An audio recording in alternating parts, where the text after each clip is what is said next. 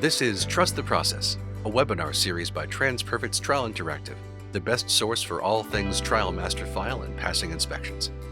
Each episode presents conversations with industry experts discussing real-world experiences, strategies, and tips that clinical sponsors can apply directly to their own clinical operations. The series examines the nuances of maintaining real-time TMF health, building and managing effective teams, collaborating seamlessly with CROs and vendors, harnessing the power of technology, and discovering strategies to simplify the maintenance of a TMF. Join us each episode as we share all of the essentials that will help you become a TMF champion. Always operationally excellent, always inspection ready. Hello, everyone. Welcome to the second episode of our podcast around TMF, really from a process perspective. In the first episode, we talked about the move from paper to electronic and the things that we needed to kind of cover from there. So I think really we're now going to talk about submission processes and the next step in that processing journey, if you will. So Avani, let me ask you a question. So we know that there are, I guess, multiple reasons why documents need to be submitted to a TMF. What do you think those drivers would be for documents coming into a TMF, eTMF system? So I think the main obvious driver is ongoing document submissions. So where you have an eTMF up and running during a study, you want to submit documents contemporaneously on an ongoing basis to make sure the TMF is inspection ready. So that's going to be your first and foremost reason for uploading documents. Other companies have a more centralized eTMF group where all your document submitters, all your functional areas are submitting documents to a central group of people whose job it is to then upload on behalf of all of those functional areas.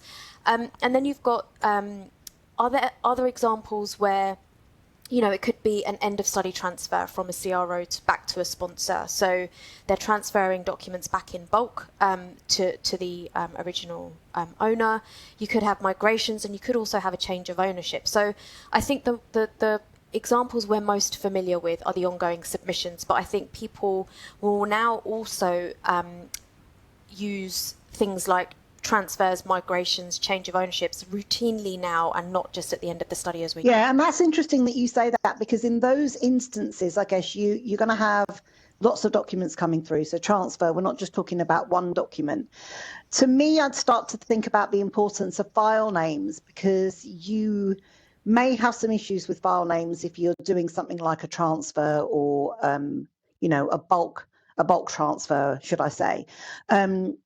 What are your views on the importance of file names and how they work with eTMFs?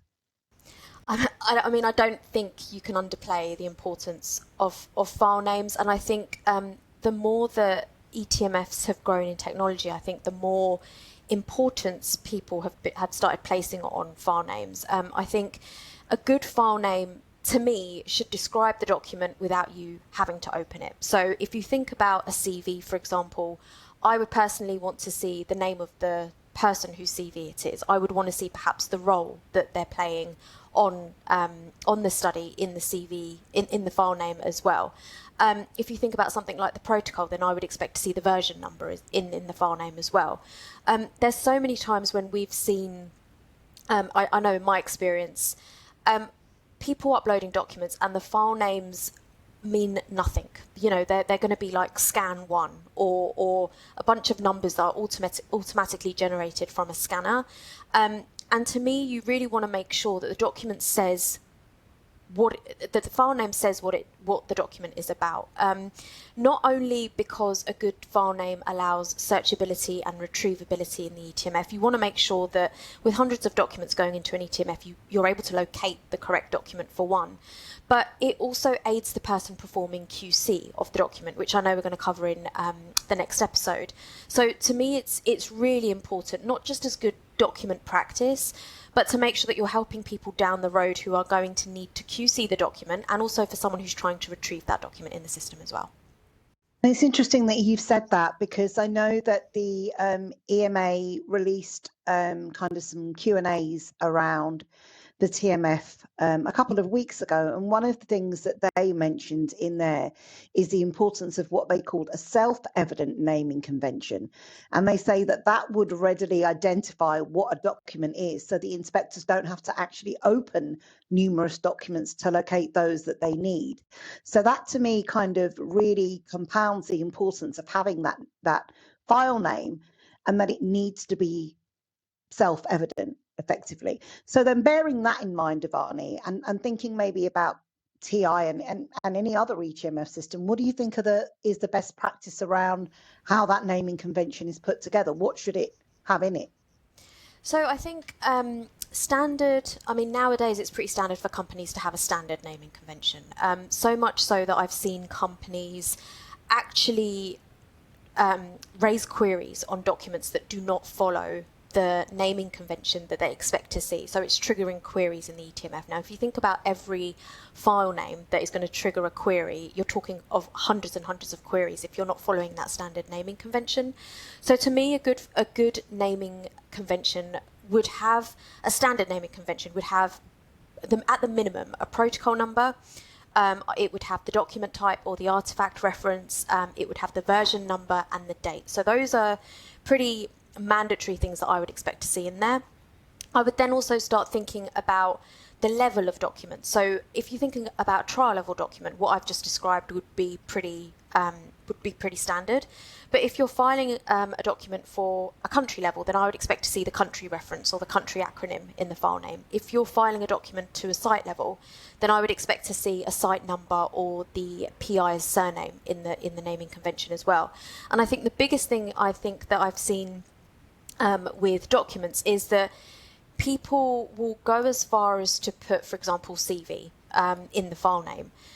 They'll put the name of the person in the CV, but they have missed something crucial such as the site number. Now, if you think about 100 sites in a TMF, you have no idea to know what site that document belongs to, even though you've put a name in there. So something as simple as a 4-digit site number in there can save massive amount of time in raising queries, but also the efficiency of your QC process as well.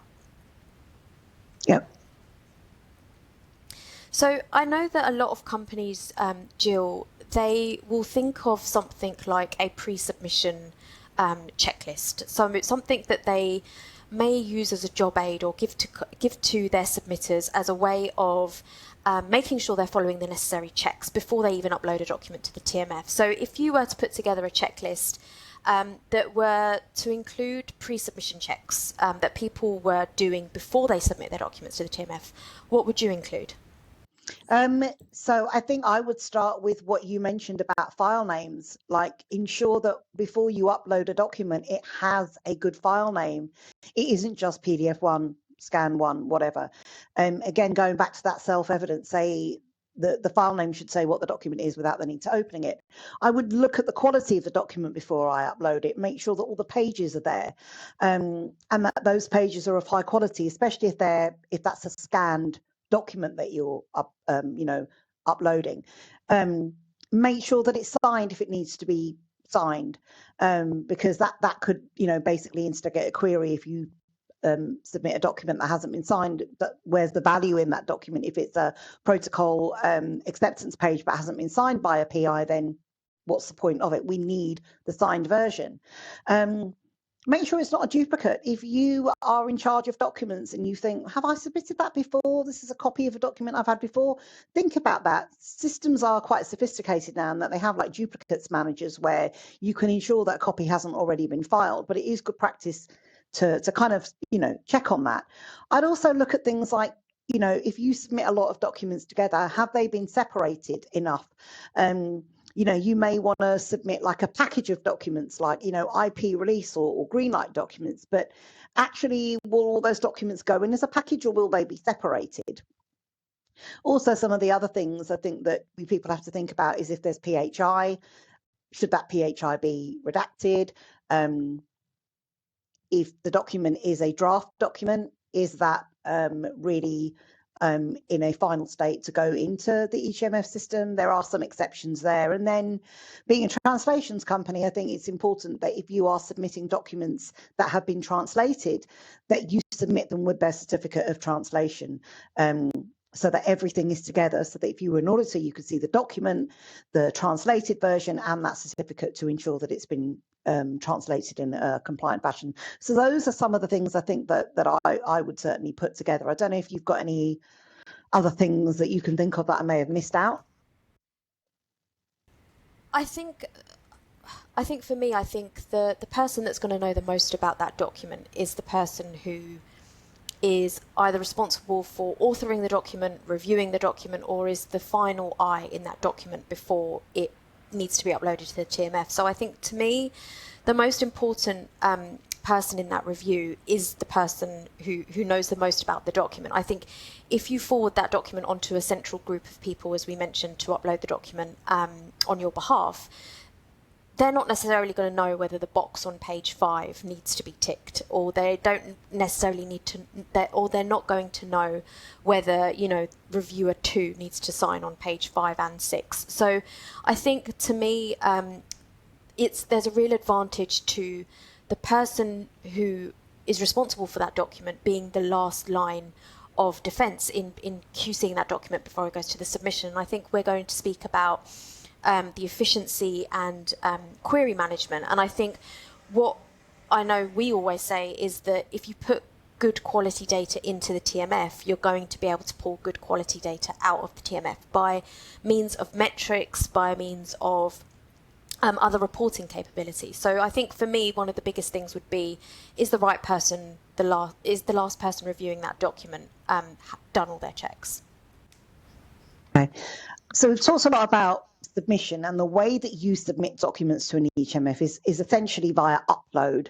What have you seen in your life at TI in terms of the different types of upload to an eTMF system? And that's a really good question, because I think with TI, for example, there's probably about 30 different ways that you can upload a document, which is great in terms of flexibility. But I think people will find a few key methods that they're very familiar with, and it really depends on what they're trying to upload, the time frame that they have to upload it, and also how detailed they want to be with being specific about where that document should be filed. So to me, with TI, for example, the quickest way to upload a document is send it via email. Attach it to an email, put in your room email address, and off it goes to the TMF. So to get rid of a single document, that would be my most preferred way. But I think it then depends on, do you want to submit documents in bulk, right? Because if you want to just get rid of 100 documents and not worry about them, then again, emailing them will be a really good choice. And that works really well for individual documents and bulk uploads as well. Then you've got to think about the type of document. So I would say, if I was uploading a regulatory submission and that submission contained 50 single documents, I may want to keep all of those documents together. I don't want the system to unzip them, for example. So then my upload method may change in terms of zipping the documents and importing the documents to the system. You could have ways of other modules that you attach to the eTMF. So if you think about something like a communication inbox, which TI has, that is very specifically for use with correspondence around a study, right? So, your normal inbox will be submit documents to the system, get rid of them quickly, but a communication inbox is very specifically to capture the relevant correspondence that happens throughout a study. So you would be sending it to a completely different inbox. Some people may want to go as far as specifying the metadata that they want to apply. So what you can do is, again, upload documents in bulk, but specify that they should all go to site 1 or to country X, or that they should all be version 1 documents. So again, it really depends on what you're trying to achieve, whether you just want to get the documents in the system, whether you want to add additional information. And a lot of eTMF systems right now have drag and drop functionalities where drag it to an inbox, drag it to an upload button, upload whole files, upload folders. There's so much flexibility. But then you also should consider things like the individual, very specific reasons for uploading a document. So, for example, a lot of systems nowadays have placeholder capability. So if you're uploading a document to a placeholder, then you need to be very specific about dragging and dropping it directly to that placeholder so it retains all the metadata of that placeholder. Things like query responses, responding to emails, or uploading directly to a query email will save lots of time and energy. So I guess the more choices, the better. But I think people will really focus and narrow down to 2 or 3 preferred methods or their go-to methods, depending on what it is they're actually trying to achieve in the system. So you're going to have lots of these different ways of uploading documents, and then you'll essentially have, I guess, different rules on how to process those documents. How important do you think it is to have those client-specific business rules, for want of a better expression, when it comes to the TMF? Because people will want to do things or have different rules, right? Yeah, and I think depending on who you talk to, people will call those that one document different things. So we at TI call it a document processing plan, or sorry, a TMF processing plan. Other organisations will call them business rules. Some people go as far as putting that guidance into their actual study TMF plan, and there's nothing wrong with that. Others will put it into a TMF index. So if you're using the reference model, there is a very specific column that is called TMF alternate names, where, as we know, companies will always have very specific templates or forms. So different sponsors, different CROs may have all of these weird and wonderful documents that I think a lot of people, 9 times out of 10, will recognise a TMF document and know where to file it. But you'll always get those exceptions where you don't know where to file it. And I myself have definitely come across that, and I know you have too, where you have to sit there and think about it and think, where should this document go? And it's great that you're able to then perhaps determine the location, but if you haven't communicated or documented that in something like business rules or a processing plan, then it becomes very difficult to ensure consistency with someone else filing that document, not just for one study, but across multiple studies, if it's a document you collect as an organisation across the board. So to me, something central like a business rule document, a processing plan document, not only identifies best practices for document submission, so everything that we've discussed in terms of naming conventions, timeliness, all of that sort of thing, but also filing expectations. Where are those weird and wonderful documents supposed to be filed? But also covering things like timeframes for processing. So, how long does your team have to process the documents once they're submitted to the TMF? So it's not purely about where a document should be filed, but it's going to be something that captures all of that information in one document that everyone has access to. So all your vendors, CROs, so that everyone's working to a consistent goal, which is, I think, the hardest thing with an eTMF, because, like I say, you could get a document that's filed in 5 different locations if you don't have something that governs or communicates exactly where specific things should be filed. So Jill, in terms of submission best practices, a lot of what I see in TMF plans and client-specific documents specifies the need to upload documents in a certain time frame from when they become final. So what have you seen, and what is your experience of that time frame, and how does that differ, for different studies, for the types of studies that companies are running?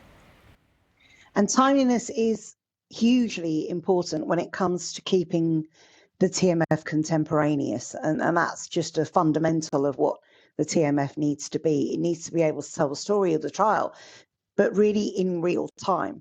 I think it becomes more paramount when you're talking about other external stakeholders submitting documents. So you may be able to get everybody within your organization to submit documents in a timely manner. But how that works when you work with CROs and vendors may be something that you really want to kind of define and have almost from a contractual perspective. So it's very often the case that if you work with a CRO, that you will tell that CRO that they need to submit documents in a timely manner, and then actually they will then specify what that timeliness period is. So it may be that it should be the document needs to be submitted within 30 days of it being finalised or being received by a particular submitter. That's a common standard best practice, 30 days. Actually, 30 days sounds like a long time, but when you've got other things to do, you're running a study, you're working on different timelines and to different priorities, then that 30 days can move very, very quickly. But if you actually put that 30 days into a service level agreement or name it as a service level agreement within a contract, you are ultimately asking that CRO to submit those documents.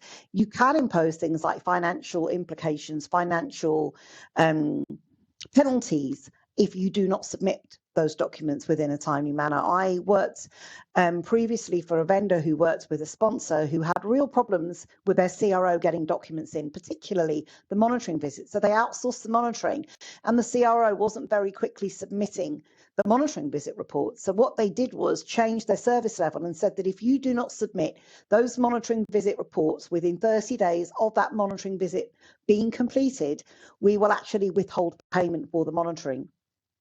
And they saw that their quality or percentage of those monitoring visits going in, the system went from something like, I think it was something like 20% of those reports were going in within 30 days.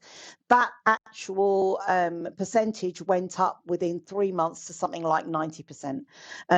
So the financial implication works there, but it does show how important it is to get those documents in. You also need to document what that timeliness is, what that cadence is, what that period is. And there's no better place than to do that within your TMF plan. It depends on the vendors that you're working with and all the other documents, but the TMF plan to me is a really good place to actually define that. And then you can use things like reports to actually look at what that timeliness is. So if the documents are out of that service level agreement and by how much, you should be able to easily run reports from the TMF system to kind of back up what that feeling is. And I think when you think of inspectors and you think about technology, it's great that we've got all this technology, audit trails and date stamps, but I think it can work against you, especially if you're not adhering to those timeframes, where an inspector will ask to see the submission of documents prior to their arrival, and you've got this massive upward shift in documents coming in right before an inspection. So for sure, it's good to get it done on a contemporaneous basis rather than right before an inspection, where those things can be so easily identifiable from the system. Okay, that's actually been really good, Avani. Thanks for answering some of my questions there. I think we've covered quite a lot of the process. I look forward to talking to you on the next episode when we'll kind of take a little bit of a deeper dive into QC workflows. Hi, I'm Michael Smith, Division President, Trial Interactive and Corporate Vice President for TransPerfect. Operational excellence and inspection readiness are not just aspirations. They are essential factors of the TMF journey. Until our next episode, stay operationally excellent and stay inspection ready.